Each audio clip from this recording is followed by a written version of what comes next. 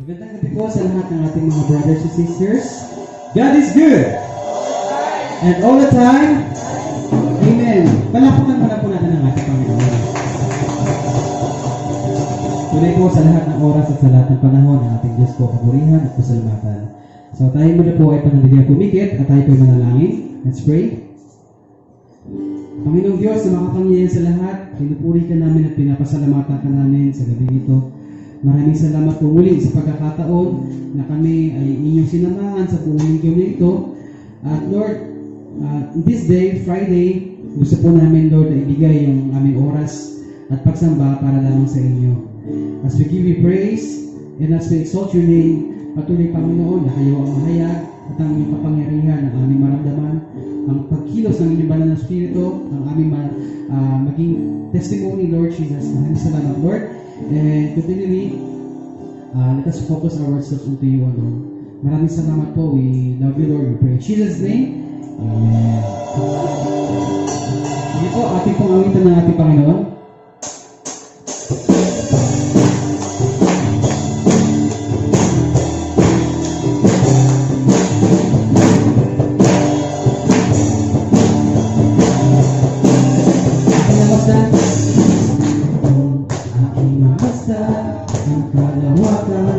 Hindi ko maunawaan ang iyong dahilan kung bakit ako pinili mo pinalagaan.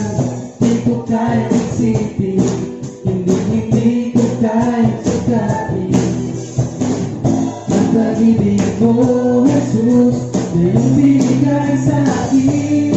Minsan ka, kung aking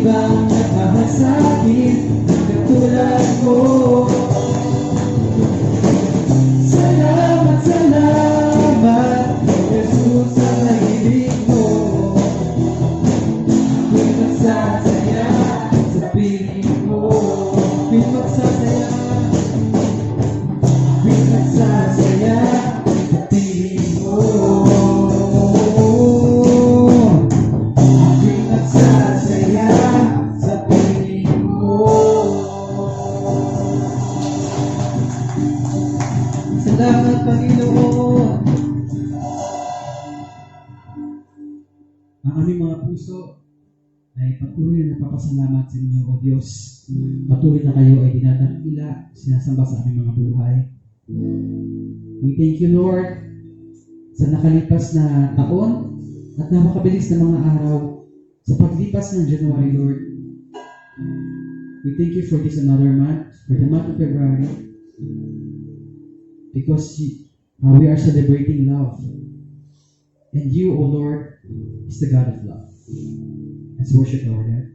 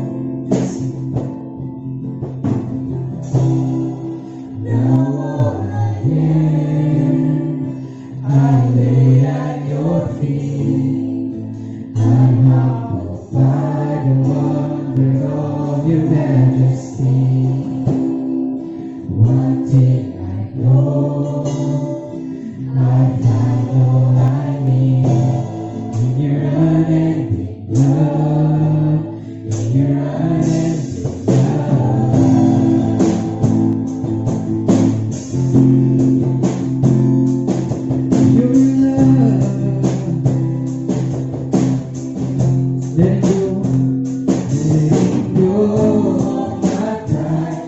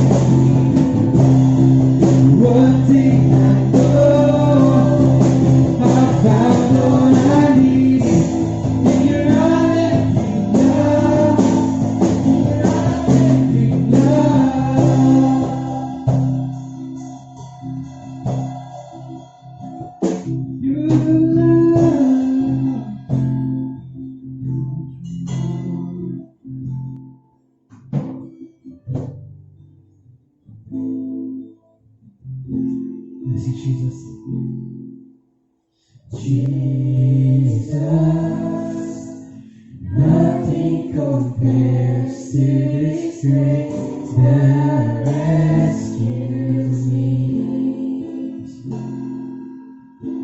Savior, now and forever your faith is all I see. Jesus, Jesus, nothing compares to this grace that rescued me. You're the Savior, Savior, now and forever your faith is all I see.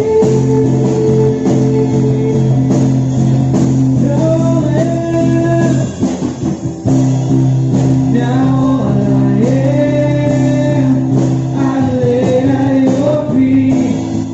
My humble pride would adore your majesty. One thing I know, I've found all I need in your unending love, in your unending love. Now all I am, I lay at your feet. I'm humble pride would adore your majesty. One thing I know, I've found all I need in your unending love, in your unending love.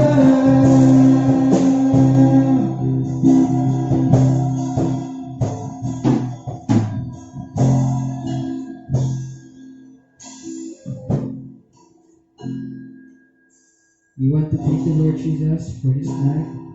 We want to give back all the praises that you deserve. We thank you for the blood. We thank you for this love. And our heart's desire is to give you praise. And we are now laying down everything to your feet, Lord. There's nothing that we can boast before you. There's nothing that we can offer you, Lord. Only this worship and our love to you, Lord. We thank you, Lord Jesus. We give back all the praises and glory. In Jesus' name we pray.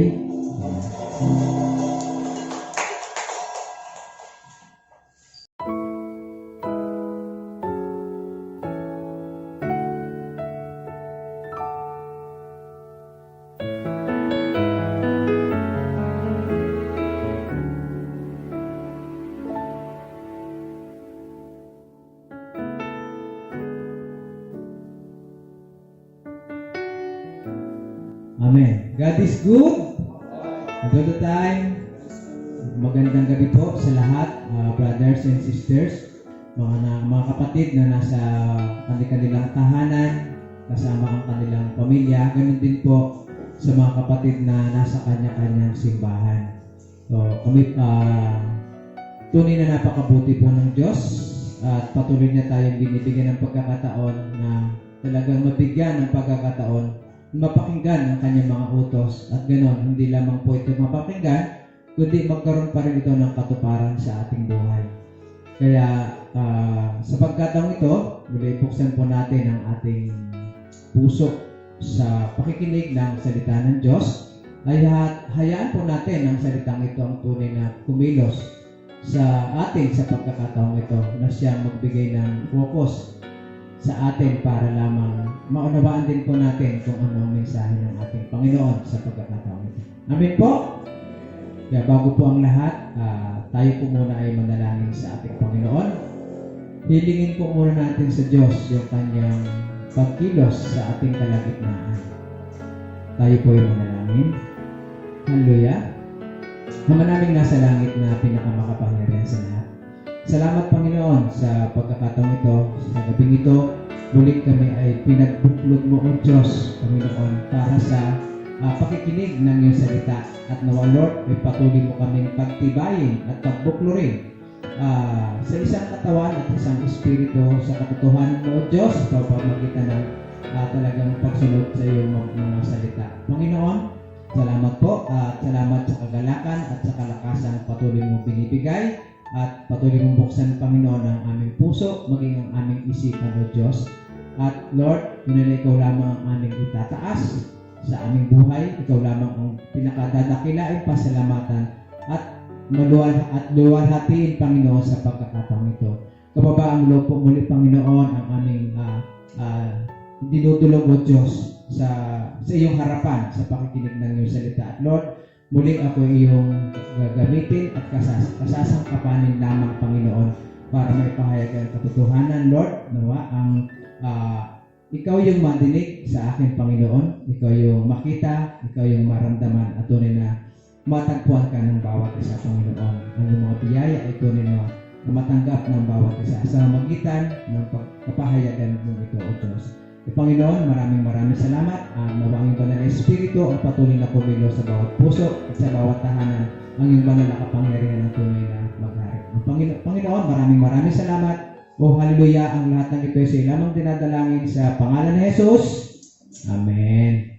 Sige po, tayo na po ay dumako sa mensahe ng ating Diyos sa gabing ito, sa pagkakataong ito. Buklatin po natin, yung aklat ng Pedro. Sa 1 Peter po. Buklatin po natin yung unang Pedro. Sa kabanata 3. At puntahan po natin yung binabanggit po dito sa chapter 8. So, chapter 3, verse 8 hanggang 9. Pero, 8 hanggang 9. Basahin po natin ito, mga kapatid. Sabay-sabay, mga kapatid. Sige po, sa verse 8 ng chapter 3, 1 Peter, begin. Sa aking pagtatapos, magkaisa kayo at magdamayan, magmahalan bilang magkakapatid, at maging maunawain at mapagpakumbaba. Huwag ninyong gantihan ng masama ang gumagawa sa inyo ng masama, at huwag ninyong sumpain ang sumusumpa sa inyo. Sa halip, pagpalain ninyo sila dahil pinili kayo upang tumanggap ng pagpapala sa Diyos. Amen? Ang pamagat po ng ating topic ngayon, o ng ating pag-uusapan o aralin, ay ang maranasan ang biyaya ng Diyos. Maranasan ang biyaya ng Diyos. Kaya mga kapatid, alam po naman natin kung mababasa natin dito, napakahalaga po talaga. Una sa lahat ay yung pagsunod sa salita ng Diyos. Ito pong binanggit dito, walang pinagkaiba na yung binanggit ni Peter ay nakabatay doon sa love your God and love your neighbor as yourself. Ito po yung bahagi nito. So, ibig sabihin, napakahalaga po na ang mga bagay nito ay maging bahagi ng ating buhay bilang isang lingkod ng Diyos. Sapagkat, ito yung ito yung daluyan ng biyaya ng Diyos sa isang lingkod. Yung tayo ay magpakita, yung magkaisa at magdamayan, yung pagkakaisa, higit sa lahat, mga kapatid, ay kung paano papurihan ang Diyos. Kung paano maglingkod sa Diyos na nag-iisa sa isang damdamin at sa isang layunin. Ang talagang itaas lamang ang Diyos sa bawat isa. Itaas ang Diyos sa bawat tao. Ihayag ang Panginoon sa bawat tao. At ganoon din, mga kapatid, yung sabi niya rito, magmahalan bilang magkapatid at maging maunawain at magpakumbaba. Mga kapatid, walang pinagkaiba doon sa sinabi ng ating Panginoon. Na doon sa sinasabi niya, love your neighbor as yourself. Mahalin mo ang iyong kapwa katulad ng iyong sarili. Yun po yung, mga kapatid, yun po yung isa na binabanggit ng ating Diyos tungkol sa pagsunod sa kanyang salita. Yung pagmamahal. Yung pagmamahal at pag-uunawaan at yung pagkakaisa sa isa't isa ay magkaroon talaga ito ng magandang bunga sa bawat lingkod. Sabi nga po, bawat lingkod ng ating Panginoon. Sinabi nga niya po dito sa verse 9, huwag ninyong gantihan ng masama ang gumagawa sa inyo ng masama, at huwag ninyong sumpain ang sumusumpa sa inyo. Sa halip, pagpalain ninyo siya dahil pinili kayo upang tumanggap ng pagpapala ng Diyos. Ibig sabihin, malinaw po mga kapatid dito, no? Yung binanggit na rin po ito ng ating Panginoon na ang mamahalin mo ba ay yung lang nagmahal sa iyo? O ang pagbibigyan mo ba ay ang binigyan mo lamang? Kahit mga masamang loob, ginagawa yan. Dapat ang mga anak ng Diyos, ang lingkod ng Diyos, kahit kaaway, ay dapat, kumbaga, bigyan din ng pagpapahalaga. At kung ano yung nararapat, alam natin ikasisiyan niya, ay hanggat maaari, yun yung ipagkaloob natin sa Kanya. Yung ikakasisiyan niya, at kung ito rin ay para din siyempre po, kailangan ding yung ikasisiyan niya ay mai-connect natin na kasiyahan din niya para makilala ang ating Panginoon. Yung connection, hindi kasisiya para sa kanyang sarili, yung connection na kailangan ipaliwanag sa mga, kumbaga sa mga taong alam po natin na medyo masama ang loob sa atin, pero hindi dapat gantihan ang sama ng loob. Sabi nga po, gantihan natin ng pagmamahal o panalangin. At ganoon din yung sumusumpa, dapat gantihan ito ng ganoon din, the same pagmamahal at panalangin. Kaya mga kapatid, yun, kung ang isang tao o ang isang Kristiyano ay nabubuhay sa ganitong pamamaraan, ibig sabihin, tunay po na dumadaloy sa kanya yung biyaya ng Panginoon.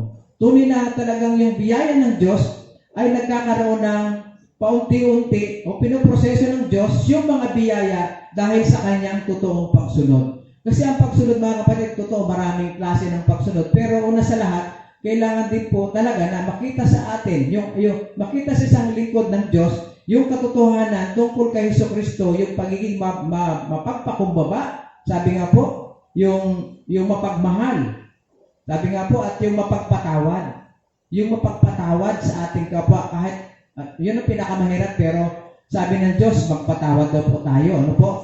Kung sino yung nag-ano sa atin, sabi nga rito, kung sino yung sumusumpa sa atin, panalangin natin sa Diyos na siya ay pagpalain. Kung sino yung tinatawag dito na gumagawa ng masama sa atin,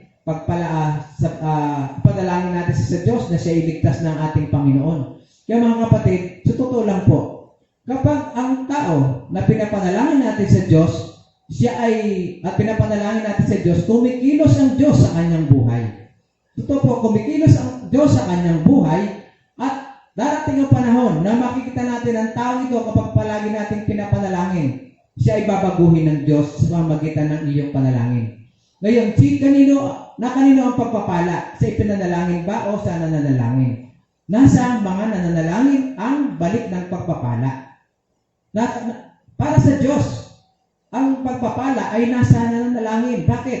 Kasi dahil sa iyo, dahil sa panalangin mo sa isang tao, ay kumilos ang Panginoon at nabago ang taong yun. Kaya, sa totoo lang, bago pinagpala ang taong iyon, dahil sa iyong panalangin, pinagpala ka na ng Diyos. Bakit po? Hindi pakikinggan ng Diyos ang panalangin mo kung hindi ka pinagpala. Amen po? Hindi pakikinggan, hindi ng Diyos yung panalangin mo kung talagang hindi kasama sa pinagpala ng Diyos. Bakit ka pinagpala ng Diyos? Kasi sumusunod ka sa kanyang mga utos. Amen po?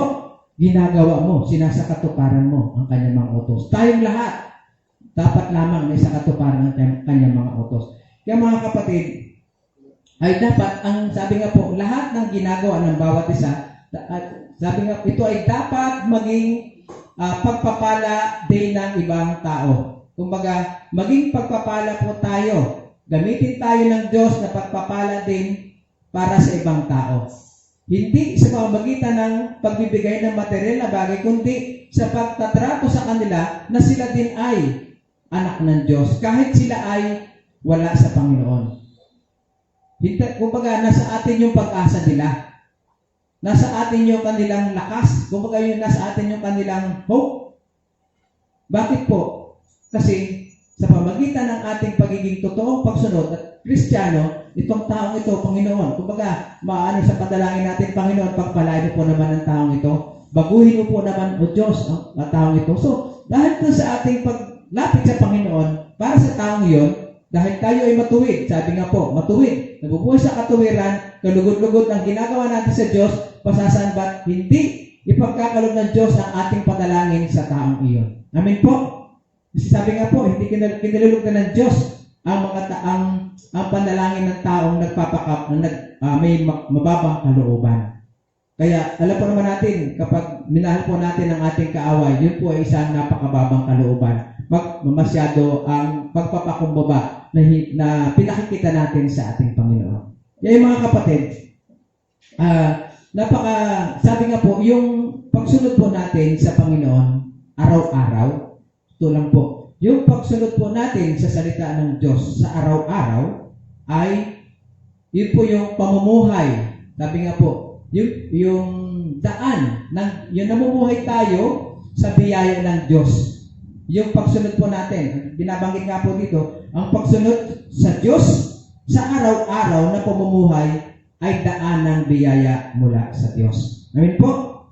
Kaya bilang matuwid na sumusunod, taglayin po natin ang biyaya ng Diyos dahil sa tapat na pagsunod. At ano po yung mga biyaya na magmumula sa pagsunod na sa atin sa Panginoon? Ano po yung implikasyon o ano po yung bunga ng pagsunod natin sa Panginoon? Ano po yung mga biyaya doon, mga kapatid? Kaya may mga biyaya po ang Diyos na nakalaan sa mga taong lubusang sumusunod sa kanyang mga utos. Especially, yung pagtitreatment, yung treatment, magandang trato natin sa ating kapwa, ito po ay isang daluyan din ng pagpapala.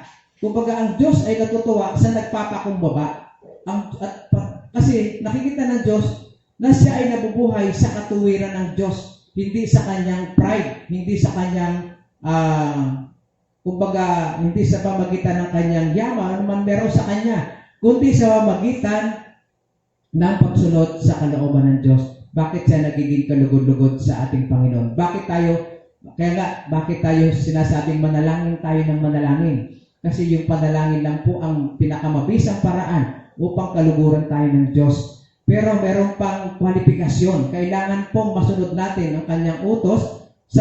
Masunod natin ang kanyang utos, masunod natin ang lahat para yung mga hinihingi natin sa Diyos ay magkaroon ng puwang at ito'y may pagkaloob sa atin. Yung mga biyayang nais nating hiningi. Kaya kadalasan mga kapatid, marami ang biyaya ng Diyos. Kung isipin natin mabuti, napakarami ng biyaya ng Diyos na gustong ibigay niya sa atin. Pero bilang lingkod ng Panginoon, ang Diyos ay may nakalaang biyaya sa kanyang mga tagasunod. Kaya sabi nga po, yung pamumuhay natin sa araw-araw, dapat ito ay daan na matanggap natin ang mga biyaya mula sa ating Panginoon. Amen po? Dapat yun yung daan. Ibig sabihin, magandang halimbawa o magandang ehemplo ng Panginoon sa mga taong o sa mga kapatiran din natin sa Panginoon at sa mga taong wala pa rin sa Panginoon. Kaya ano po yung mga sinasabi? Basahin po natin yung ano po yung binabanggit ng ating Diyos batay doon sa mga biyaya sa mga sumusunod sa Diyos. Buklatin po natin mga kapatid yung Awit chapter 34. Awit chapter 34. Basahin po natin yung kabanata 4 hanggang 9. Awit chapter 34 verse 4 hanggang 9.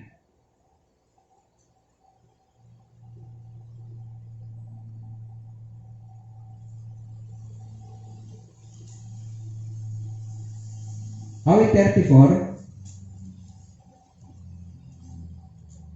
Umpisahan po natin sa verse 4 hanggang 9. Sige po, kung nakita na po, basahin, pwede po bang sabay-sabay na ulit nating basahin ito mga kapatid? Amen? Sige po, sabay-sabay po nating basahin ito mga kapatid, yung binabanggit dito sa Awit chapter 34, 4 to 9. Begin. Ang aking dalangin dininig ng Diyos. Inilis niya sa akin ang lahat kong takot. Nagalak ang aping umaasa sa Kanya, pagkat di nabigo ang pag-asa nila. Tumatawag sa Diyos ang walang pag-asa, sila'y iniligtas sa hirap at dusa. Anghel ang siyang bantay sa may takot sa Diyos, sa mga panganib sila ay kinukupkup. Tingnan mo at lasapin ang kabutihan ni Yahweh, mapalad ang mga taong nananalig sa Kanya. Verse 9, matakot kay Yahweh, kayo na Kanyang bayan, nang makamtan ninyo ang lahat ng bagay. Mga kapatid, ano po yung binabanggit dito na pagpapala ng Diyos? Sabi niya po rito sa una, Ano po yung mga biyaya na sumusunod na binanggit dito? Number 1, sabi niya po rito, pinalaya na sa lahat ng takot. Pinalaya na po sa lahat ng takot ang lahat ng totoong sumusunod sa Diyos. Hindi na pwedeng araw-araw may takot ka sa puso na maglingkod ka sa apak sa Panginoon. May takot ka na sundin ang kalooban ng Diyos. Dapat wala po tayong takot na gawin kung ano ang kalooban ng Diyos. Dapat nga may tapang, may lakas ng loob. Ano po yung binabanggit dito? Pwede po bang pumunta tayo doon sa 1 John? Ito po yung binabanggit sa verse 4 mo, ano? Sa verse 4, pinalaya na sa lahat. Sa verse 4, bate sa verse 4, ano po? Ano po natin yung binabanggit sa 1 John, chapter 4, verse 18? Sa unang Juan, chapter 4, verse 18, ano po yung binabanggit dito? Atin na pong basahin ito, mga kapatid. Walang kasamang takot ang pag-ibig at pinapawing ang ganap na pag-ibig ang anumang pagkatakot. Hindi paganap ang pag-ibig sa sino mang natatakot sapagkat ang takot ay kaugnay ng parusa. Sabihin, pinaalalahanan na ang takot ay wala doon yung pag-ibig. Batay sa sinasabi rito. Ano po?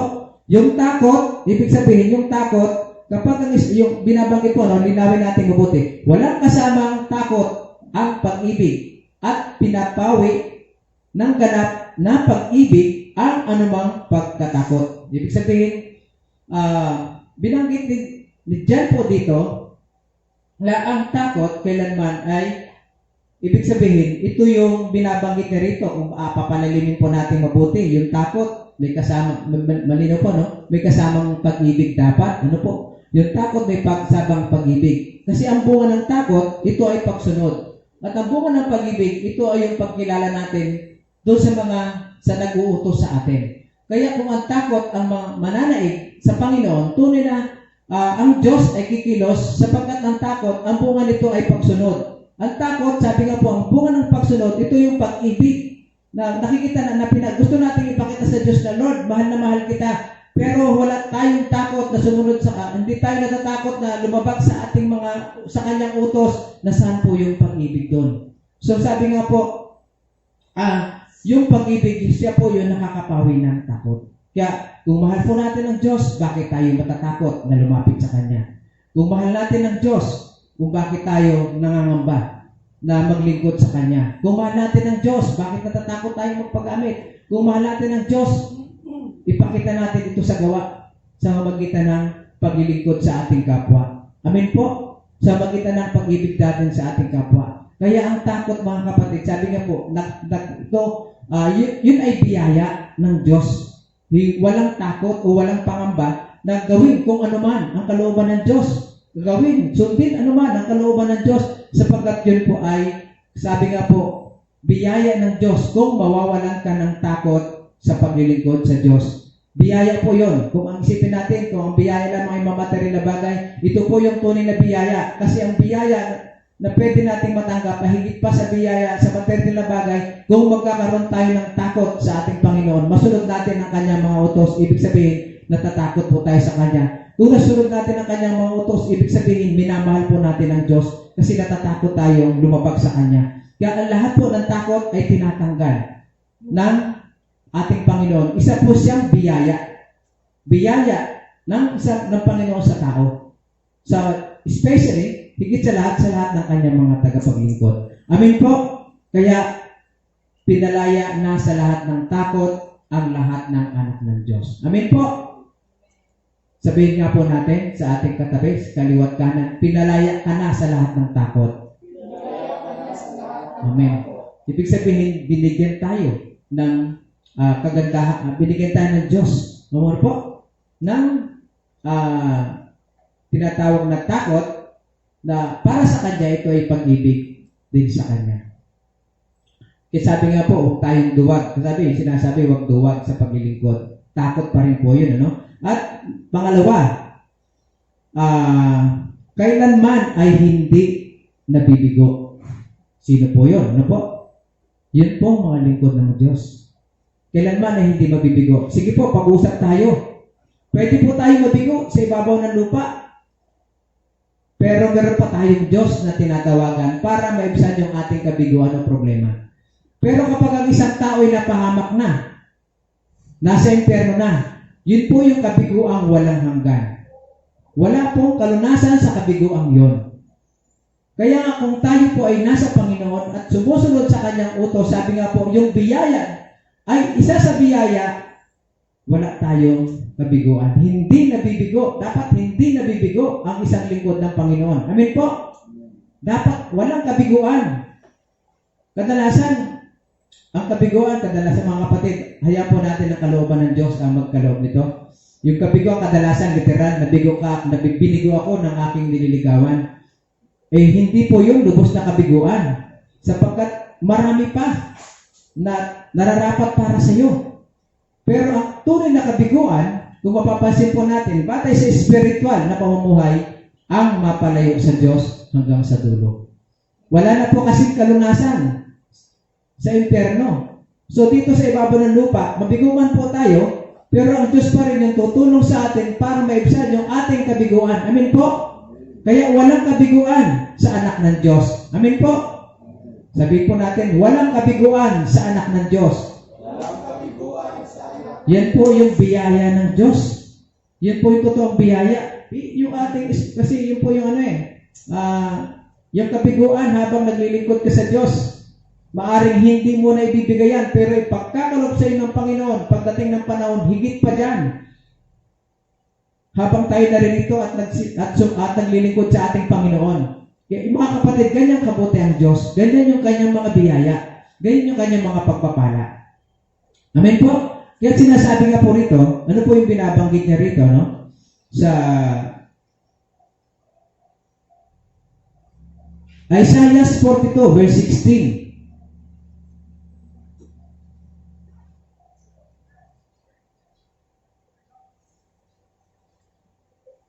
Isaiah chapter 42, verse 16.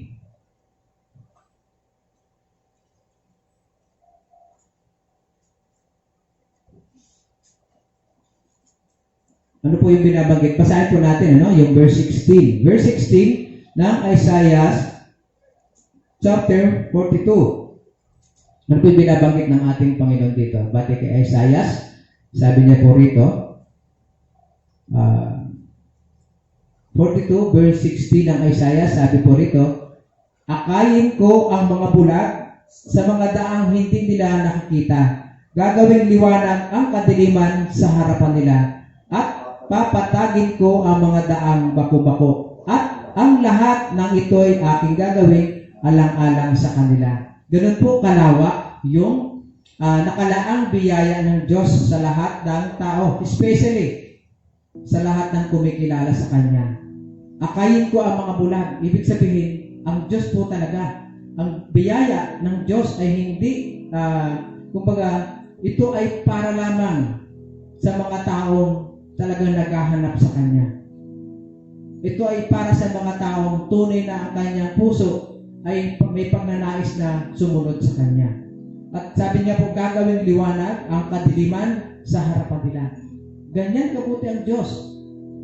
Ganyan yung biyaya ng Diyos na sabi nga po, yung kasalanan, ito ay kadiliman.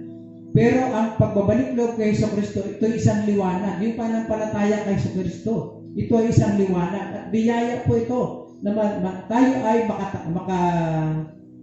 makakita ng liwanag. Makalakad na sa liwanag. Dahil sa ating pananampalataya kay Jesucristo at sa pagsunod sa kanyang mga utos, sa utos ng ating Panginoon. Yun po yung isa, kumbaga napakahalaga po. Kaya sabi nga po dito, kung babasin natin, wala po talagang kabiguan. Lahat, sabi nga rito, lahat ng ito'y aking gagawin alang-alang sa kanila. Lahat ng ito'y kanyang gagawin alang-alang kanino? Sabi na, sa mga sumusunod sa kanya. Alang-alang sa lahat ng sumusunod sa kanyang mga utos. Gagawin ng Diyos ang lahat ng bagay. Kaya walang kabiguan sa lingkod ng Panginoon. Amen po? Sapagkat yan ay biyaya ng Diyos dahil sa ating matapat na pagsunod. Walang faith, walang kabiguan. Sabi nga po, walang mahirap na anak ng Diyos. At walang nabibigong anak ng Diyos. Amen po? Wala pong nabibigong anak ng Diyos. Matagumpay po ang anak ng Diyos kasi makapangyarihan ang ating Diyos, makapangyarihan ang ating Ama.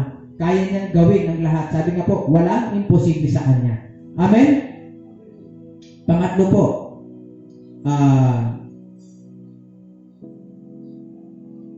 idiniligtas sa lahat ng kaguluhan at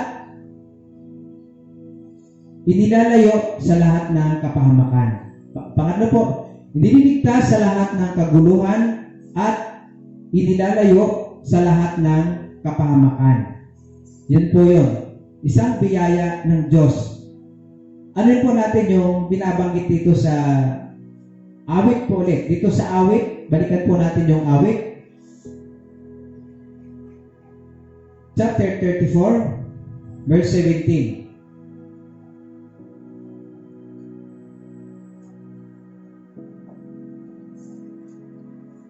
Awit sa Psalm chapter 34, balik po tayo doon sa chapter 34.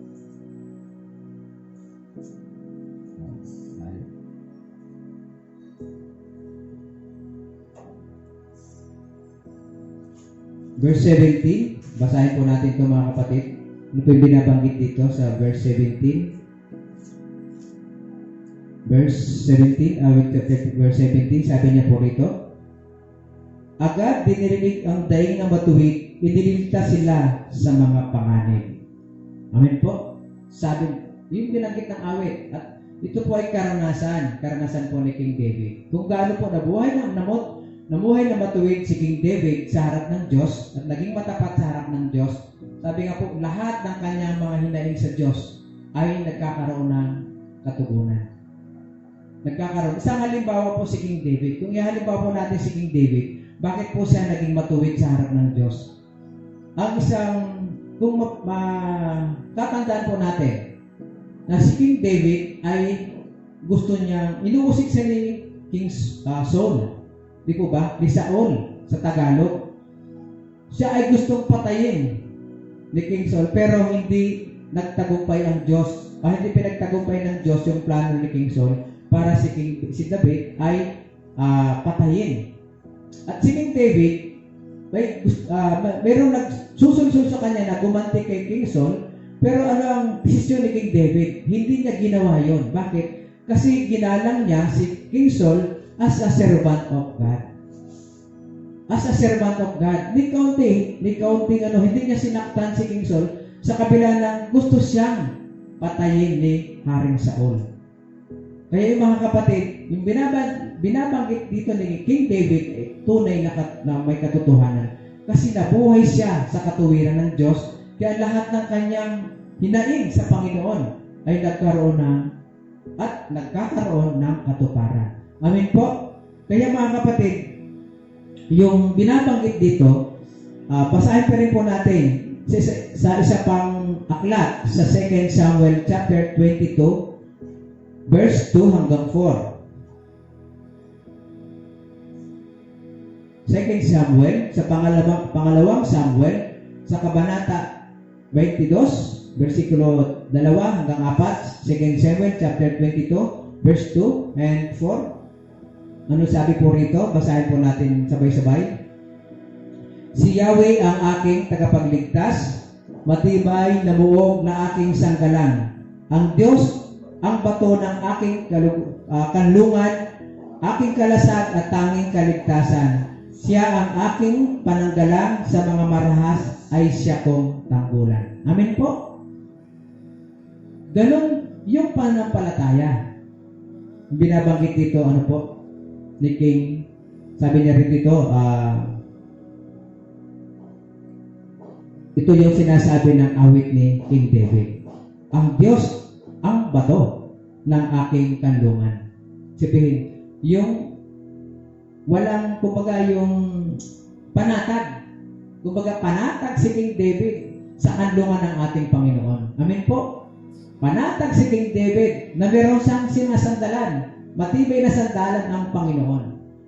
Panatag si King David na meron siyang talagang tagapagtanggol at tagapagkumpli mula doon sa kapahamakan, walang iba kundi ang Panginoon. Amen po? Kaya lahat ng kanyang naranasan sa panahon ni King Saul, sino ang nagtanggol sa kanya? Ang Panginoon. Sino ang naglayo sa kanya sa lahat ng kaguluhan o lahat ng kasigurang kapahamakan? Walang iba kundi ang Panginoon. Amen po? Ang Panginoon lamang po yung pwede nating, yung biyaya ng Diyos ay inilalayo niya ang kanyang mga lingkod sa lahat ng kaguluhan at sa lahat ng kapahamakan. Ganyan po, kung kumilos ang Panginoon sa mga sumusunod sa kanyang mga utos, yan po yung biyaya ng Diyos sa lahat ng mga talagang ang Diyos ang ginagawa niyang kanlungan. Ang Diyos ang ginagawa niyang sandalan. At ang Diyos ang kanyang ginagawang hawakan. Ganyan po, pinakikita ng Diyos ang kanyang biyaya sa mga tao. At tayo po mga kapatid, sa totoo lang po, gusto ng Diyos na ganito yung maging kasalukuyang sitwasyon natin bilang isang lingkod. Huwag matakot kung mayroong Diyos sa ating likuran. Huwag matakot kung nandiyan ang Diyos at naniwala tayo sa kanyang banal na kapangyarihan. Huwag matakot. Walang kapahamakan sa Diyos. Walang kapahamakan sa naglilingkod sa Panginoon. Kumbaga sinasabi nga po, walang kapahamakan. At ganoon din. Wala din po kaguluhan sa isang naglilingkod sa Panginoon. Kasi po, yan po yung biyaya ng Diyos sa naglilingkod sa Kanya. Pinakikita niya po na yung kahalagahan ng paglilingkod ay pinapalitan naman niya ng kanyang mga pag-iingat. Pinapalitan naman niya na inilalayo niya ang lahat sa lahat ng panganib o anumang kaguluhan. Amen po? Kaya huwag po tayong matakot kung anuman sapagkat ang Diyos ang ating tagapagtanggol. Ang Diyos yung ating sandalan at siya yung bato. Siya yung matibay na ating tanggulan. Amen? Ang Panginoon lamang po. Kaya, batay dito, nais ng Diyos na huwag tayong mabahala o talagang mabalisa sa paglilingkod sa Kanya. Sapagkat ang biyaya ng Diyos sa Kanyang tagapaglingkod ay palaging nakaantabay. Katulad po nito, katulad ni King David, nakaantabay sa Kanyang Diyos, bagamat malapit na siyang patayin, pero ang Diyos ay kumilos sa Kanya at pinagtanggol siya laban sa Kanyang kalaban. Amen po? Pinagtanggol siya laban sa mga umuusig sa Kanya. At ganun po tayo mga kapatid. Ang Diyos ang siyang ating tagapagtanggol. Hilingin po lang natin sa Diyos, ang Panginoon, ang talagang tunay na magbigay ng sa atin. Payungan niya tayo ng kanyang mga pag-iingat. At sa pang-apat po, ano po natin yung sa pang-apat na puntos, sabi na rito, maranasang kasama ang Diyos. Opo, maranasang kasama ang Diyos. Sa awit, dito rin po, awit chapter 2, verse 12.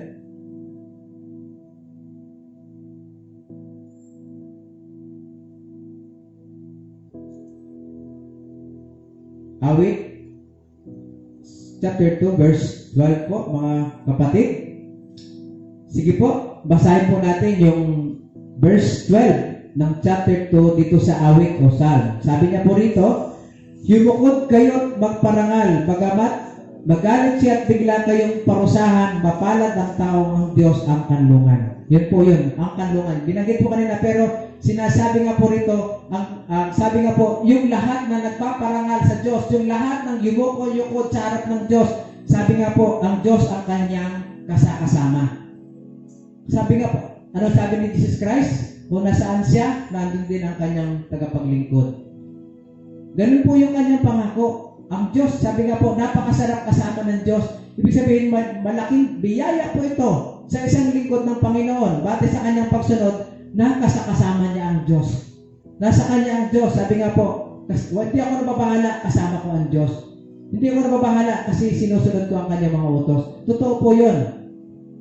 Yun po sinasabi ni 1 John chapter 2, di po ba?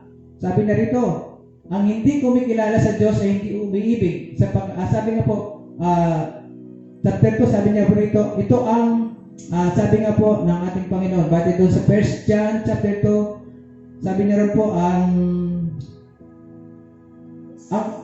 sumusunod ang umiibig sa akin at sumusunod sa aking salita ay yun yung kasama niya sa lahat ng pagkakataon. Ito yun po yung binabanggit doon po, ano? Pero yun po, mga kapatid, mas bigyan po natin ng pagkakataon na makasama natin yung ating sarili, yung paglilingkod po natin sa Diyos, tunay na kailangan kasama natin ng Diyos. At yun naman po yung sinasabi ng Diyos, lahat ng biyaya ng naglilingkod sa Kanya ay pinagkakalob, especially na ang isang lingkod ng Panginoon ay hindi niya pinababayaang nag-iisa.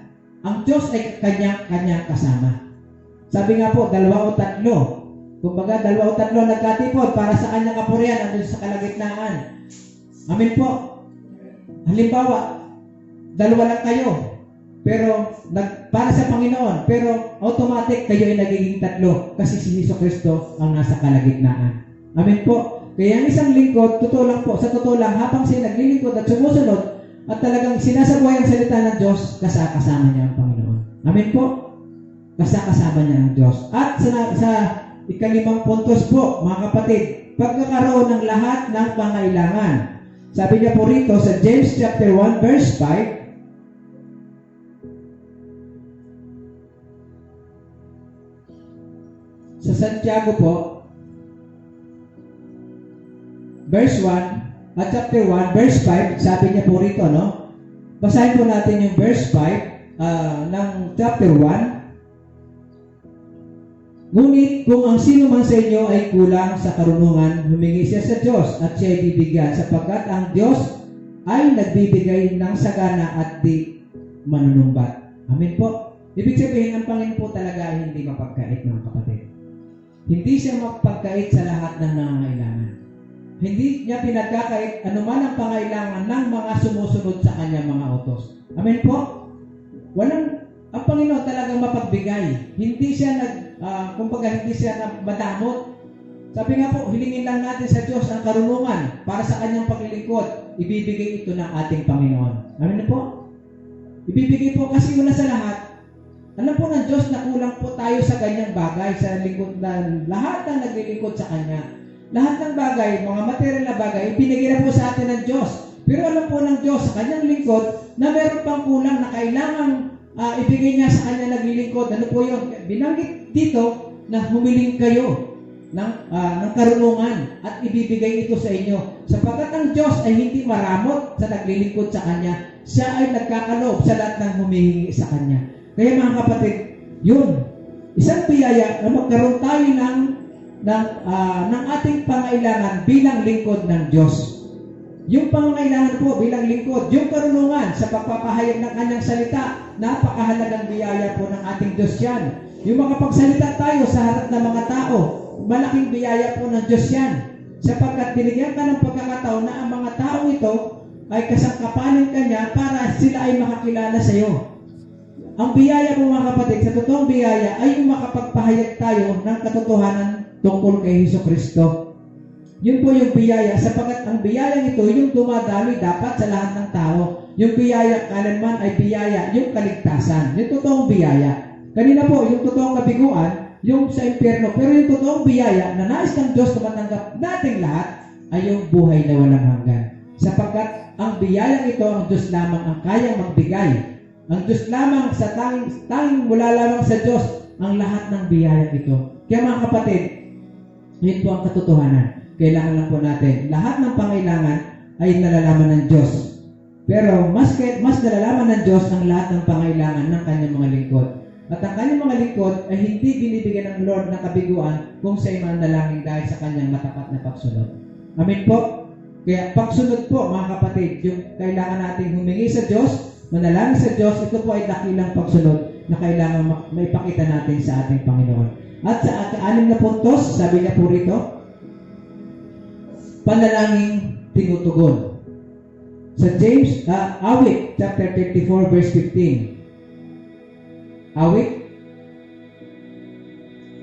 Balik po tayo sa chapter 34, verse 15. Verse 15, mga kapatid. Chapter 34, verse 15. Ano po yung binabanggit dito? Sabay-sabay po nating basahin ito, mga kapatid. Begin. Mga mata ni Yahweh sa matuwid na katuon. Sa kanilang pagdaing, lagi siyang tumutugon. Amen po? Yun po ang kagandahang loob ng Diyos. Isang biyaya po na sa bawat pagtawag natin sa Diyos ay talagang mayroong katugunan. So binabanggit po dito, ang Diyos po talaga ay hindi niya yung kanyang pansin at yung kanyang attention, yung pagtingin ay nasa taong matuwid.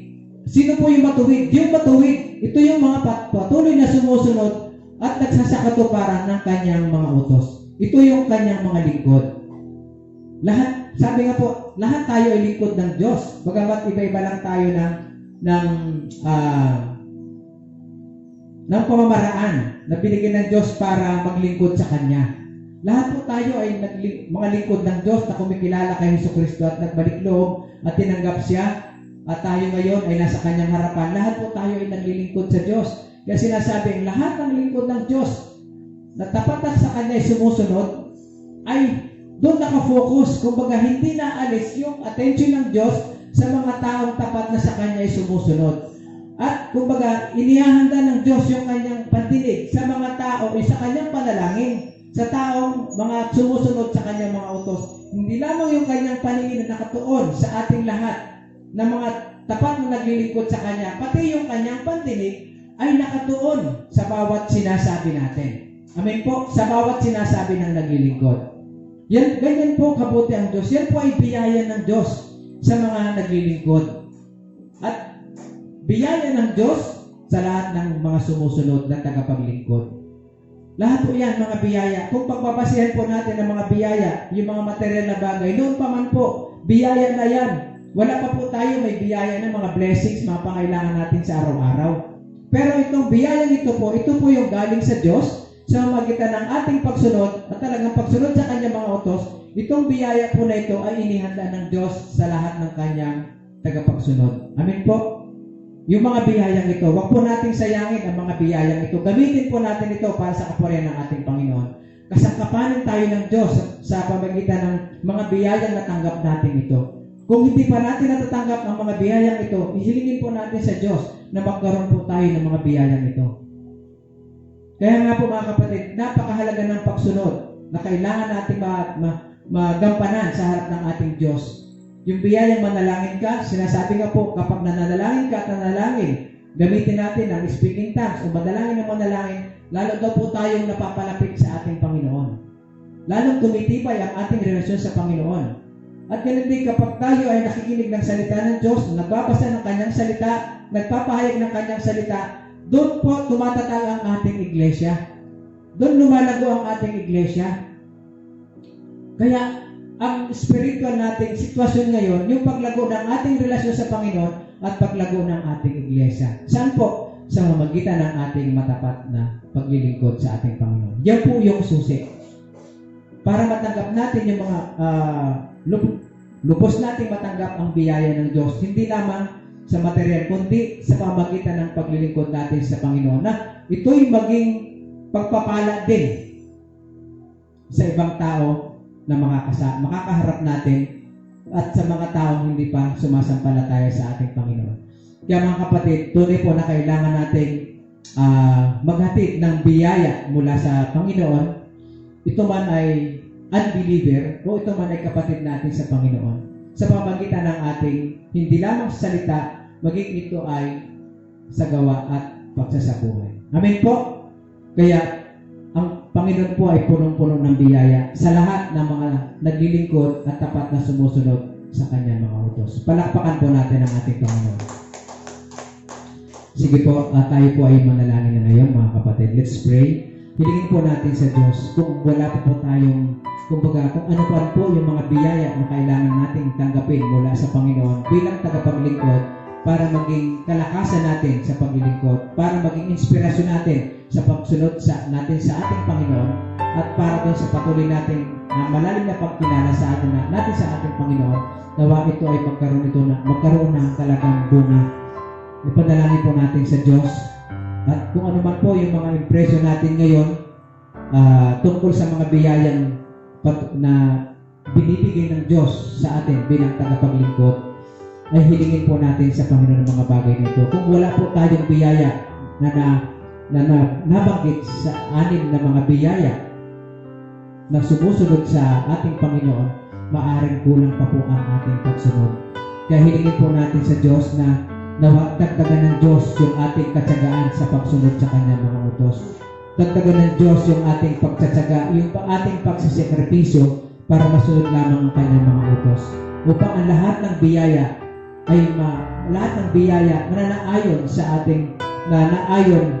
ating buhay ay magkaroon ito ng katuparan. Yung biyaya ng isang lingkod ay talagang ibigay sa atin ng Diyos ang lahat-lahat ng ito at tayo ay patuloy na kasangkapanan ng Diyos maging sa lahat ng tao. Mga kapatid, ipanalangin po natin ang mga bagay na yon sa ating Panginoon. Itaas po natin na biyayaan pa tayo ng Diyos ng katapatan at biyayaan tayo ng Diyos ng mga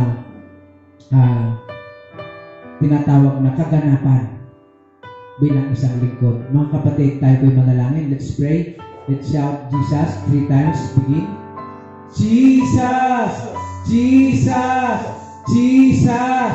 Oh, hallelujah. Hiyara pa Panginoon sa pagkakataon ito, Lord. Tunay na punong-puno ka ng biyaya. Punong-puno ka ng pagpapala, Panginoon. Kaya lang, Panginoon, ang nais mo sa amin, makita yung aming totoong puso sa paglilingkod, Panginoon. Opo, Panginoon, tunay na walang saysay ang aming pagsisikap o ang aming pangangaral, Panginoon, kung hindi namin nabibigyan ng halaga ang iyong mga utos.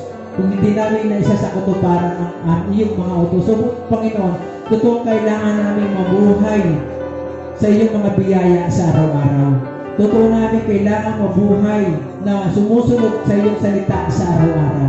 Sapagkat, Lord, ito yung kailangan namin gawin upang lahat ng biyaya na kailangan namin matanggap mula sa iyo bilang lingkod mo ay magkaroon ito ng kaganapan. Kailangan ka namin, O Panginoon. Kailangan namin, Panginoon, ang mga biyayang maghahatid sa amin, Panginoon, sa pagtatagumpay ng aming mga misyon, pagtatagumpay ng aming ministry, Panginoon, pagtatagumpay ng lahat ng aming sa aming iglesia, Panginoon. Sapagkat ito, Lord, lamang ang daan, ang mga biyayang ito ang magbibigay lakas at tagumpay sa amin, Panginoon, upang ang aming iglesia ay lalo pang lumagho, Panginoon, upang ang bawat isa sa amin, Panginoon, ay magkaroon pa ng matibay na pagkakaisa, pakikipag-ugnayan sa iyo, Panginoon. Lord, nawa hindi matapos ang biyayang ito. Bagamat kami may pagkukulang, nanghihina o ano pa man, Panginoon, nag-iisip ng ibang bagay, Panginoon, para sa aming sarili. Pero Lord, salamat, Panginoon, O God, na ikaw yung patuloy na kumikilos upang ipaliwanag sa amin na ang tunay na biyaya ay ang magpaglingkuran ka, Panginoon. Ang tunay na biyaya ay masunod ang iyong kalooban at ang tunay na biyaya ay pinili mo kami upang gawin kasangkapan mo na pagpapala sa ibang tao, O Diyos. Kaya maraming salamat sa iyo, Panginoon. Salamat, O dakilang Ama at makapangyarihang Diyos. Ang lahat ng ito ay sa ilamang dinadalangin sa pangalan ni Jesus. Amen. Yan po, isang panalangin pa po. Pag-pray po natin ang ating kasanamat sa amin, maging ang buwan ng pamilya. God bless and protect them. Yung provision, yung protection, yung leading ng Lord, at ginaminipan ng health, ipatuloy ningatan ng ating Panginoon. Ganun din po, maging si Pastor Haji, ng kanyang pamilya sa Amerika, sa Deborah, ganun din po pamilya ni Sir Regine. At ipag-pray din po natin ang lahat ng ating mga pastors and ministers na patuloy na biyayaan ng Diyos na talagang humble heart, ganun din ang patuloy na mabungang mga pagbiministeryo, mabungang pagmimisyon, at mabungang pagpapahayag ng kanyang mga mensahe. Kaya pag-pray po natin at ganun din, pag-sama na rin po natin ang ating kapatid na ginagamit ng ating Diyos sa San Diego, si Sister Myra, maging si Brother Errol. Ipag-pray din po natin sila na yung kanilang mamature at talagang pagpalain pa sila ng Diyos sa kanilang pagnanais na magkapagpagamit sa Panginoon bilang pagpapala sa mga kababayan nila o sa kanilang kamag-anak sa San Diego. Kaya mga kapatid, ipag-pray po natin ang ating Muksanil Summoning, Pastors, Ministers, kasama ang mga leader natin sa San Diego Church. So, let's pray. Let's shout Jesus one time. Begin. Jesus! Oh, hallelujah. Father God, bless our Muksanil Summoning with the family of Jesus Christ. O Lord, lead them, O God, anointing Jesus Christ and the Holy Spirit and provision, O God, the provision of them in the heart of them. Oh, Jesus Christ, hallelujah. Hallelujah,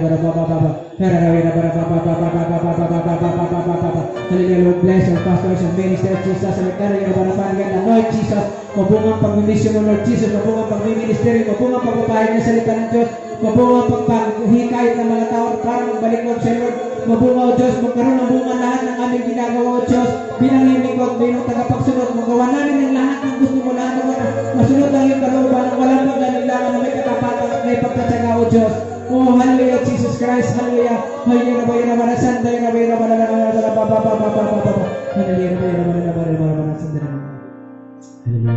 Panginoon, maraming salamat po sa iyong napakagandang pagpapahayag. Nawa ang mensahe ito, Lord, ay magkaroon ng magandang bunga o Diyos sa lahat ng tagapakinig.